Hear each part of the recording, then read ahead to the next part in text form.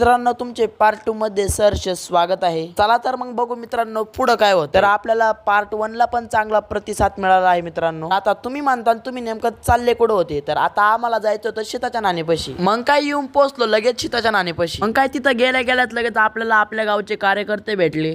तर पोरं म्हणत चला आता मंदिराकडे। जसं गोरक्षनाथाचं मंदिर डोंगरावरती आहे तसं हे मंदिर डोंगराच्या मध्ये आहे। मग काय दर्शन बिर्शन घेतलं आणि पोरं म्हणत चला आता थोडंसं ना फिरून येऊ। पुढे येऊन बघितलं तर तिथे इतकं सुंदर मंदिर होतं ना भाऊ का बास। एक पोरग म्हणे इथं वरती चढणे ना अशक्य आहे भाऊ। पोरांना म्हणलं चला मग अशक्य गोष्टीला ना डायरेक्ट शक्य करून टाकू भाऊ। तुम्ही नाद कोणाचा बी करा भाऊ, पण उंबऱ्याच्या पोरांचा अजिबात करू नका। कारण पोरांनी जर ठरवलं ना ही गोष्ट करायची, ती गोष्ट पूर्ण केल्याशिवाय आम्ही राहतच नाही। पोरांनी त्या पोराचं बोलणं इतकं मनावर घेतलं होतं ना भाऊ का बास। पोर आहे ना माकडावने कुठं चढायचे। त्या पोराचं बोलणं मनावर घेतलं होतं पण ते बोलणं नीट ऐकलं नव्हतं। ते पोरग म्हणत होतं माझा आहे ना लहानपणी पाय मोडलेला माझ्याची वरती चढणं आहे ना अशक्य आहे भाऊ।